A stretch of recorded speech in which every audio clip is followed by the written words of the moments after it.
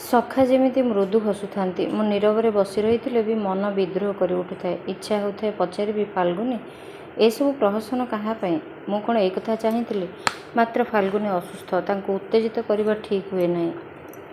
ମୁଁ ନିଜ ଭିତରେ କୁହୁଳୁଥାଏ। କୃଷ୍ଣ ଶାନ୍ତ ସ୍ୱରରେ କହିଲେ, ସଖା, ତୁମେ ଆର୍ଯ୍ୟାବର୍ତ୍ତର ଶ୍ରେଷ୍ଠ ବୀର। ତୁମେ ଜ୍ଞାନୀ, ସଦାଚାରୀ, ବିବେକବନ୍ତ। ସେଥିପାଇଁ ତ ପରୀକ୍ଷା ତୁମ ପାଇଁ ବିଧାତା ଧାର୍ଯ୍ୟ କରିଛି। କିନ୍ତୁ ଉତ୍ତୀର୍ଣ୍ଣ ହେଲେ ତୁମେ ସମଗ୍ର ଆର୍ଯ୍ୟାବର୍ତ୍ତର ପାଳନକର୍ତ୍ତା ହେବ। ଯିଏ ନିଜର ଇନ୍ଦ୍ରିୟମାନଙ୍କୁ ଜୟ କରିପାରେ ନାହିଁ, ସେ କି ମଣିଷ? ମଣିଷ ଭିତରେ କାମନା ବାସନା ରହିବ, କିନ୍ତୁ ସେ ରହିବ ମଣିଷର ଆୟତ୍ତ ଭିତରେ। ନାରୀ ପୁରୁଷର ମିଳନରେ ଏ ଜଗତ ସୃଷ୍ଟିଶୀଳ, ଚିର ନୂତନ ଏବଂ ସୁନ୍ଦର। ତା ବୋଲି ସ୍ଥାନ, କାଳ, ପାତ୍ରର ବିଚାର ନ ରଖି ନାରୀ ପୁରୁଷର ମିଳନ ପର୍ବ ଅନୁଷ୍ଠିତ ହେବା କ'ଣ ଉଚିତ? ମଣିଷର ଜିହ୍ୱା ସୁଖାଦ୍ୟର ଦାସ, କିନ୍ତୁ ନିଷ୍ଠା ସହକାରେ ଓଷା, ବ୍ରତ, ଉପାସନା ଆଦି ପାଳନ କଲାବେଳେ ଜିହ୍ୱା ସୁଖାଦ୍ୟ ଦେଖି ମଧ୍ୟ ଅଣାୟତ୍ତ ହୁଏ ନାହିଁ। ମଣିଷ ଯେତେ ଜ୍ଞାନୀ, ବିଦ୍ୱାନ ହେଲେ ମଧ୍ୟ ତା'ର ମନ ଯଦି ତା'ର ବିବେକର ଅଧୀନ ନୁହେଁ, ତେବେ ସେ ବିଦ୍ୟା ଏବଂ ଜ୍ଞାନ ପୃଥିବୀରେ ଧ୍ୱଂସ ସାଧନ କରେ। ଫାଲ୍ଗୁନୀ, ତୁମେ ତ ପୃଥିବୀର କଲ୍ୟାଣ ନିମନ୍ତେ ଜନ୍ମଲାଭ କରିଛ ଏବଂ ସେଥିପାଇଁ ତୁମେ ମୋର ସଖା। ତୁମ ଭିତରେ କାମନା ବାସନାର ଦ୍ୱନ୍ଦ୍ୱ କ'ଣ ଶୋଭା ପାଏ? ଫାଲ୍ଗୁନୀଙ୍କର ଓଠରେ ବିଦ୍ରୂପର ଛଟା ଫୁଟି ଉଠିଲା। ସେ କୃଷ୍ଣକୁ ତୀର୍ଯ୍ୟକ କଟାକ୍ଷ ହାଣି କହିଲେ, ସଖା, ବାଲ୍ୟ ଏବଂ କିଶୋରଠାରୁ ଆରମ୍ଭ କରି ଏ ପର୍ଯ୍ୟନ୍ତ ତୁମର ସବୁ ଯଶକୀର୍ତ୍ତି ମୋର ନଖଦର୍ପଣରେ। ଦ୍ୱାରକାରେ ଅଷ୍ଟପାଟ ମହିଷୀକୁ ବାଦ ଦେଇ ତୁମର ଆହୁରି 1,000 ଉପପତ୍ନୀ ଅଛନ୍ତି। ନରକାସୁରକୁ ବଧ କରି ତୁମେ 1,000 ନାରୀଙ୍କୁ ସସମ୍ମାନ ଆଶ୍ରା ଦେଇ ସମାଜରେ ପ୍ରତିଷ୍ଠା ଦେଇଛ। ଅଥଚ ମୋ ବେଳକୁ ମନ, ବିବେକ, ସଂଯମର ବାଣୀ ଶୁଣାଉଛ। ଜୀବନର ପ୍ରତି 4 ବର୍ଷରେ ସୁଦୀର୍ଘ ପ୍ରତୀକ୍ଷା ପରେ ବର୍ଷେ ମାତ୍ର ମୋର ଦାମ୍ପତ୍ୟ ଜୀବନର ସୁଯୋଗ ଆସିବ। ସେଇ 4 ବର୍ଷ ମୋର କଟେ କେମିତି କେବେ ଭାବିଛ?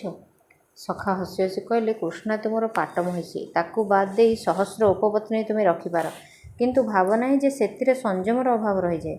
ସୁନ୍ଦରୀ ଯୁବତୀମାନଙ୍କ ଗହଣରେ ଥାଇ ଯିଏ କାମନାର ବଶୀଭୂତ ହୁଏ ନାହିଁ, ସେ କେବଳ ଏତେ ନାରୀଙ୍କୁ ନେଇ ସୁସ୍ଥ ପ୍ରଶାନ୍ତ ହୃଦୟରେ ନିଜ କଥା ଭଳି ସଖାର କଥା ଚିନ୍ତା କରିପାରେ। ଜଳ ମଧ୍ୟରେ ଥାଇ ମଧ୍ୟ ପଦ୍ମପତ୍ରରେ ଜଳ ଯେମିତି ଲାଗେ ନାହିଁ, ମୁଁ ସେମିତି। ତମେ କ'ଣ ସେକଥା ଜାଣିନାହଁ?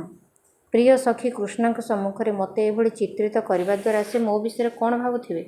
କୃଷ୍ଣଙ୍କର ଭାବନାକୁ ହିଁ ମୋର ଭୟ, କାରଣ ସେ କବି ଏବଂ ଭାବୁକା। ମୋର ଲମ୍ପଟତାକୁ ସତ୍ୟ ମନେକରି ଯଦି କବିତାଟିଏ ଲେଖି ବସନ୍ତି, କ'ଣ ହେବ ମୋ ଅବସ୍ଥା? ଜଗତଜନଙ୍କ ସମ୍ମୁଖରେ ଆଉ ମୁଣ୍ଡ ଟେକି ବାଟ ଚାଲିହେବ ତ? ଫାଲ୍ଗୁନୀ ହସିଦେଇ କହିଲେ, କୃଷ୍ଣଙ୍କ କବିତା ଖାତା କେବଳ ତମକୁ ନେଇ କବିତାରେ ପୂର୍ଣ୍ଣ। ପଚାରେ ତାଙ୍କୁ, ମୁଁ ସବୁ ପଢ଼ିଛି। ଅବଶ୍ୟ ପ୍ରତିଟି କବିତା ମୋତେ ଆନନ୍ଦ ଦେଇଛି। ଶୁଣିବ ସେ କବିତା? ଫାଲ୍ଗୁନୀ ଗୋଟିକ ପରେ ଗୋଟିଏ ମୋ ରଚିତ କବିତା ଆବୃତ୍ତି କରିବାକୁ ଲାଗିଲେ ଏବଂ ତାଙ୍କ କଣ୍ଠରେ ମୋ କବିତା ଶୁଣି ମୁଁ ସମସ୍ତ ରାଗ ବିଦ୍ୱେଷ ଭୁଲିଗଲି। ମୋର ସ୍ୱରଚିତ କବିତା ଫାଲ୍ଗୁନୀ କେବଳ କଣ୍ଠସ୍ଥ କରିନାହାନ୍ତି, ହୃଦୟସ୍ଥ କରିଛନ୍ତି। ମୋ ପ୍ରତି ତାଙ୍କର ଗଭୀର ସ୍ୱର୍ଗୀୟ ପ୍ରେମଭାବ ନଥିଲେ ବି ମୋ କବିତା ତାଙ୍କର ସ୍ମରଣ ରହନ୍ତା କିପରି? ଦୁଇ ସଖାଙ୍କ କବିତା ଆଲୋଚନା ଭିତରେ ମୁଁ ନିଃଶବ୍ଦରେ ବିଦାୟ ମାଗି ନିର୍ମଳ, ପବିତ୍ର, ସନ୍ତୋଷଭରା ହୃଦୟ ନେଇ ଯୁଧିଷ୍ଠିରଙ୍କ ଶୟନକକ୍ଷକୁ ଫେରିଆସିଲି। ଭାବିଲି, ସ୍ୱାମୀ ସ୍ତ୍ରୀ ଭିତରେ ରାଗ ରୋଷର ଅର୍ଥ ପ୍ରେମଶୂନ୍ୟତା ନୁହେଁ, ଏକଥା ସମସ୍ତ ସ୍ତ୍ରୀ ଜାଣି ରଖିବା ଉଚିତ। ଭାବିଥିଲି ମୋ ସାନ୍ନିଧ୍ୟ, ମୋ ସହଚର୍ଯ୍ୟ ଲାଭ କରିବା ପାଇଁ ଫାଲ୍ଗୁନୀ ଜାଣି ଜାଣି ଅସୁସ୍ଥତା ବରଣ କରୁଛନ୍ତି। ସେତେବେଳେ ଫାଲ୍ଗୁନୀଙ୍କର ଅସୁସ୍ଥତା ସତ୍ତ୍ୱେ ମନ ତଳେ ସନ୍ତର୍ପଣରେ ଆନନ୍ଦର ଧାରାଟିଏ ପ୍ରବାହିତ ହୋଇଥିଲା। ଫାଲ୍ଗୁନୀ ମୋତେ ଚାହାନ୍ତି, ଏତିକି ତ ମୋ ପକ୍ଷେ କମ୍ କଥା ନୁହେଁ। ଆର୍ଯ୍ୟାବର୍ତ୍ତର ଶ୍ରେଷ୍ଠ ନାରୀ ମଧ୍ୟ ଏତିକି ମାତ୍ର ଭାବନାରେ ସାରା ଜୀବନ କୁମାରୀ ବ୍ରତ ପାଳନ କରିବାକୁ କୁଣ୍ଠାବୋଧ କରିବ ନାହିଁ।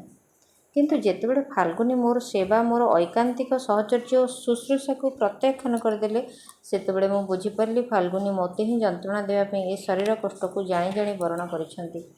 ମୋତେ ସେ ଉପେକ୍ଷା କରନ୍ତି ବୋଲି ଜଣାଇ ଦେବାର ମହାର୍ଘ ସୁଯୋଗ ଏହା ଛଡ଼ା ଆଉ କ'ଣ ହୋଇପାରିଥାନ୍ତା?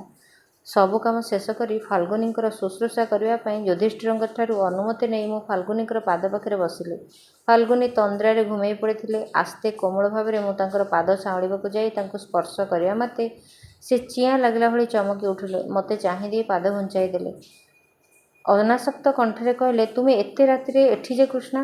ତୁମର ସେବା କରିବା ପାଇଁ ରାତ୍ରିର ପ୍ରହର ଗଣିବା ଦରକାର ହୁଏନି। ମୁଁ ନମ୍ର କଣ୍ଠରେ କହିଲି। ସେ ଯେମିତି ମୁହଁ ଗମ୍ଭୀର କରି ଜବାବ ଦେଲେ, କିନ୍ତୁ ଯୁଧିଷ୍ଠିର ଶୟନଗୃହରେ ଅପେକ୍ଷା କରିଥିବେ ଯେ। ତୁମେ ସୁସ୍ଥ ହେବା ପର୍ଯ୍ୟନ୍ତ ସାରା ରାତି ତୁମ ପାଖରେ ଜଗି ବସିବି ବୋଲି ଅନୁମତି ଆଣିଛି। ଏ କିନ୍ତୁ ତୁମର ଅନ୍ୟାୟ। ଅନ୍ୟାୟ କାହିଁକି? ସେବା, ସହଚର୍ଯ୍ୟ, ଶୁଶ୍ରୂଷା ତ ପତ୍ନୀର ଧର୍ମ, ଗୃହିଣୀର କର୍ତ୍ତବ୍ୟ। ସବୁରି ଉପରେ ସ୍ୱାମୀର ସନ୍ତୋଷ ବିଧାନ ହେଉଛି ସ୍ତ୍ରୀର କର୍ତ୍ତବ୍ୟ। ତୁମେ ବି ମୋର ସ୍ୱାମୀ। କିନ୍ତୁ ଆସନ୍ତା 2 ବର୍ଷ ପର୍ଯ୍ୟନ୍ତ ମୁଁ ତୁମକୁ ସ୍ତ୍ରୀ ଦୃଷ୍ଟିରେ ଦେଖିବା ନିଷେଧ। ମୋତେ ସେବିକା ଦୃଷ୍ଟିରେ ହିଁ ଦେଖ। ସ୍ତ୍ରୀର ଅନ୍ୟ ଏକ ଭୂମିକା ସେବିକା। ଏଥିରେ କିନ୍ତୁ ତୁମ ଦାମ୍ପତ୍ୟ ଜୀବନର ସର୍ତ୍ତ ଭଙ୍ଗ ହେବ। ଯୁଧିଷ୍ଠିରଙ୍କ ଶୟନକକ୍ଷ ଛଡ଼ା ଅନ୍ୟ କାହାରି ଶୟନକକ୍ଷରେ ରାତ୍ରି କଟିବା ପାଇଁ ତୁମ ପାଇଁ ନିଷେଧ। ସେଥିପାଇଁ କେବଳ ତୁମର ନୁହେଁ, ମୋର ମଧ୍ୟ ଅପରାଧ। ତେଣୁ କୃଷ୍ଣା, ତୁମେ ଦୟାକରି ଯୁଧିଷ୍ଠିରଙ୍କ ନିକଟକୁ ଚାଲିଯାଅ। ସେଥିରେ ତୁମର ମଙ୍ଗଳ, ମୋର ମଧ୍ୟ। ଫାଲ୍ଗୁନୀଙ୍କ କଣ୍ଠରେ ଆଦେଶ ଥିଲା, ଅଭିମାନ ଥିଲା, ଶ୍ଳେଷ ଥିଲା, ଉପହାସର ଛଟା ମଧ୍ୟ ଥିଲା। ଦୁଃଖ, ଅଭିମାନ,